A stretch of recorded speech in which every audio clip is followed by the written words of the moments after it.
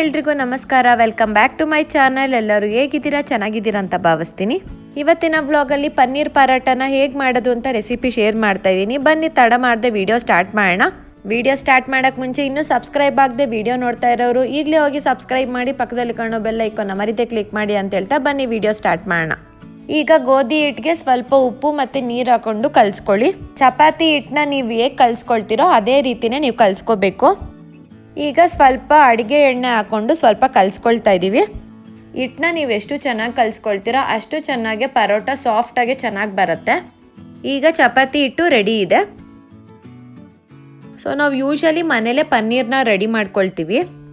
ಈಗ ಮನೇಲೇ ಮಾಡಿರುವ ಪನ್ನೀರಿಗೆ ನಾವು ಸ್ವಲ್ಪ ಕೊತ್ತಂಬರಿ ಸೊಪ್ಪನ್ನ ಹಾಕ್ಕೊಳ್ತಾ ಇದ್ದೀವಿ. ಈಗ ಸ್ವಲ್ಪ ಕ್ಯಾರೆಟ್ ತುರಿನ ಹಾಕ್ಕೊಳ್ತಾ ಇದ್ದೀವಿ.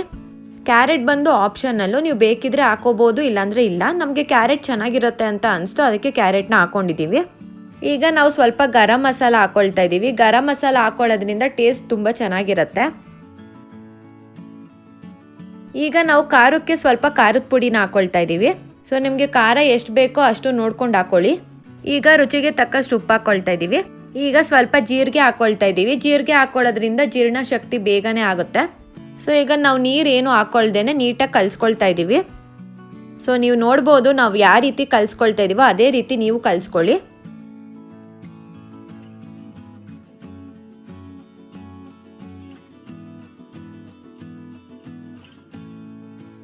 ಈಗ ಚಪಾತಿ ಹಿಟ್ಟಿಗೆ ಸ್ವಲ್ಪ ಹಿಟ್ಟು ಹಾಕ್ಕೊಂಡು ನೀಟಾಗಿ ಲಟ್ಟಿಸ್ಕೊಳ್ಳಿ.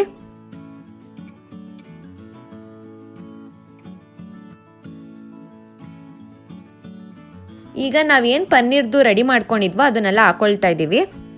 ಈಗ ನೀಟಾಗಿ ಫೋಲ್ಡಿಂಗ್ನ ಮಾಡಿ. ಈಗ ನೀಟಾಗಿ ಫೋಲ್ಡ್ ಮಾಡಿಕೊಂಡು ಉಂಡೆ ಥರ ಮಾಡ್ಕೊಳ್ಳಿ.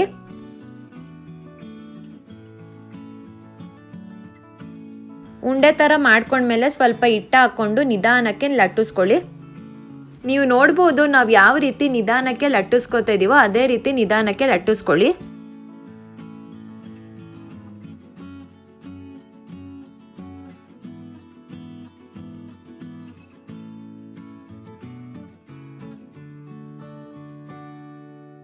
ಈಗ ಹೆಂಚ್ ಮೇಲೆ ನೀವು ಸ್ವಲ್ಪ ಎಣ್ಣೆ ಹಾಕ್ಕೊಳ್ಳಿ. ಇವಾಗ ಏನು ನೀವು ಚಪಾತಿ ಹಿಟ್ಟನ್ನ ಲಟ್ಟಿಸ್ಕೊಂಡಿದ್ರೋ ಅದನ್ನ ಹಾಕ್ಕೊಳ್ಳಿ. ಈಗ ಚಪಾತಿ ಹಿಟ್ಟ ಮೇಲೆ ಎರಡೂ ಸೈಡು ಎಣ್ಣೆ ಹಾಕ್ಕೊಳ್ಳಿ.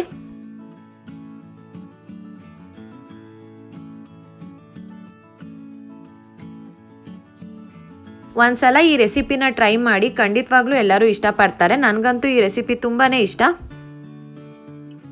ಈಗ ಎರಡೂ ಸೈಡ್ನ ನೀಟಾಗಿ ಬೇಯಿಸಿ.